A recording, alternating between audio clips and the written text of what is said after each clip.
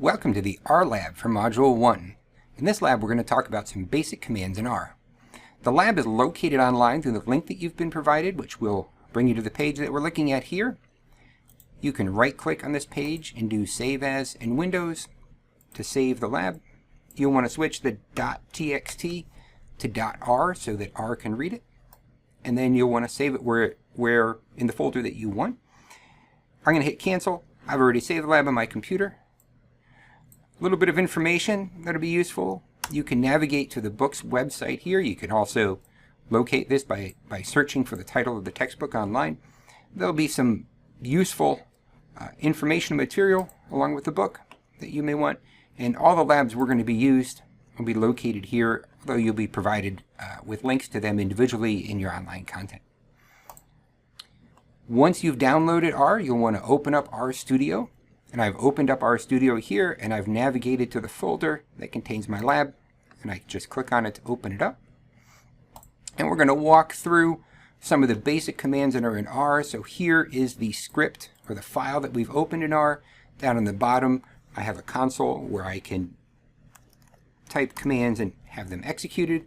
Up here, I have a list of the environment variables, and I can have history of commands that I've executed.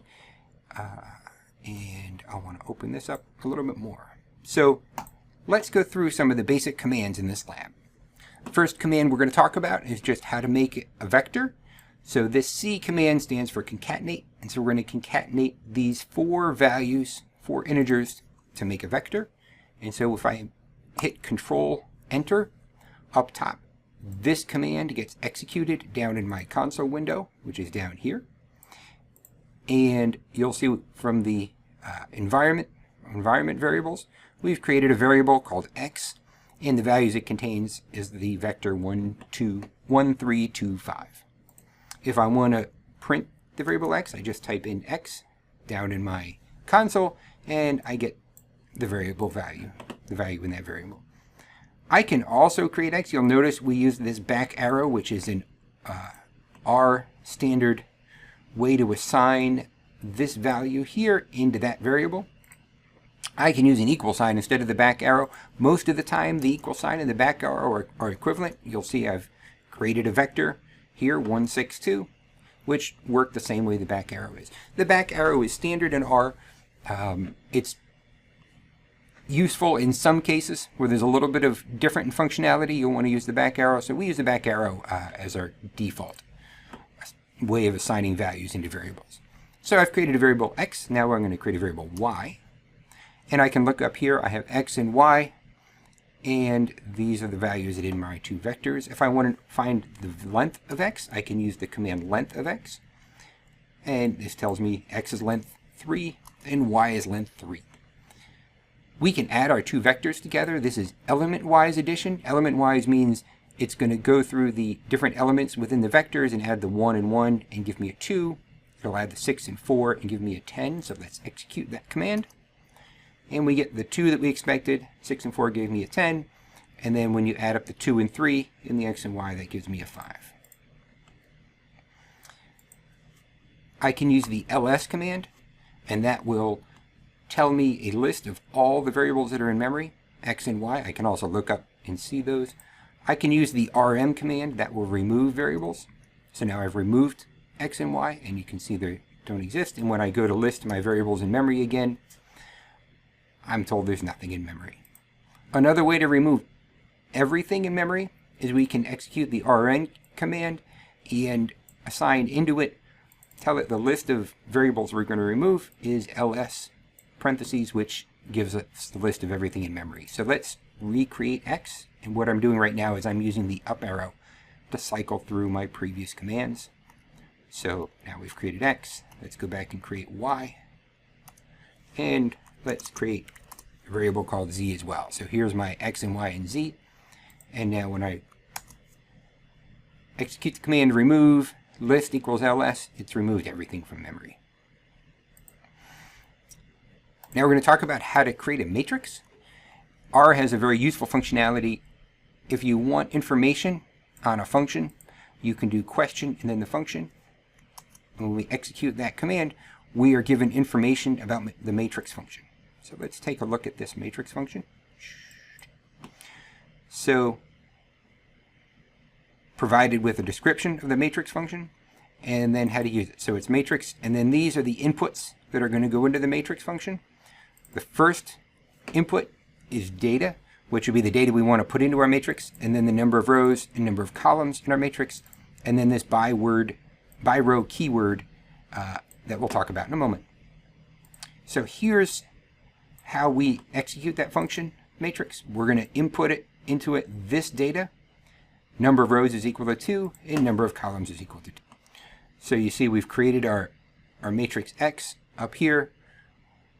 We're told that we have that variable X, and if we want to take a look at it down in the console, we can just type in X and we see our matrix that has 2 rows and 2 columns.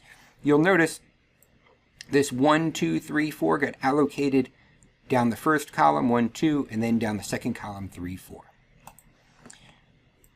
Here's a way we can execute the same command, but slightly differently, without using these keywords. So if you know the order of the keywords and how they're assigned, you can skip writing in each of the keyword followed by the equals. So execute that command and come down here, and we see that we've created the same matrix X. Here's the command again. Now we're entering the variables indirectly together with a keyword. Here we're going to use the keyword by row equals true. And what this will do is create the matrix, but instead of going down the columns, we're going to fill in the matrix by the rows. And so here's the matrix by row equals 2 means true, means we go across the first row and second row and so on. Now we have our vector, our matrix X. Here's a couple of mathematical operations we can do on our matrix. We can take the square root of X, and that's not a matrix multiplication type square root, that's a element-wise square root. So it takes the square root of each of the elements in X. So here's 4, square root of 4 is 2, here's 2, and here's our numerical approximation to the number 2. We can also square X, and that's an element-wise squaring of X, right? Not X matrix multiplied by itself. This command will make a list of 50 normal random variables, and so when we execute that command, we've created X, and it's a vector of length 50 populated by normal random variables. The default values for the normal random variables is a mean of 0 and a standard deviation of 1. Now I'm going to make a vector Y, and it's going to be X plus a normal random variable, and the mean is going to be 0 and the standard deviation is going to be 1. And so there's Y. And if we look at Y, we can see it's what we would expect. This allows us to calculate the correlation between X and Y. So this computes a correlation, and it's close to 1, which is what you would expect. This next command is going to set the seed. So if we want to execute a command and get the same results multiple times, we can set the seed, and that will assign the random variable generator to give us the same results each time. So we set this seed to 1303, and let's open this up so we can see a little more. And we get these values as a random normal random variable.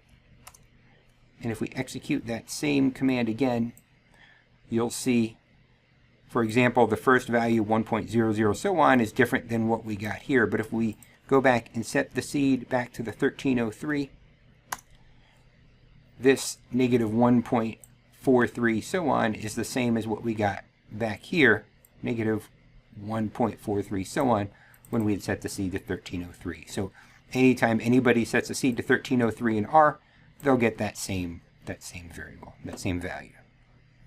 Set the seed to 3, make a variable Y, which is a normal random variable length 100. We can calculate the mean of Y, the variance in Y, and then we can take the square root of the variance in Y, which gives us a standard deviation, which we can also compute with the standard deviation command. Right, so the standard deviation is the square root of the variance, as expected. Thank you very much. In this module, we've gone through some basic commands in R.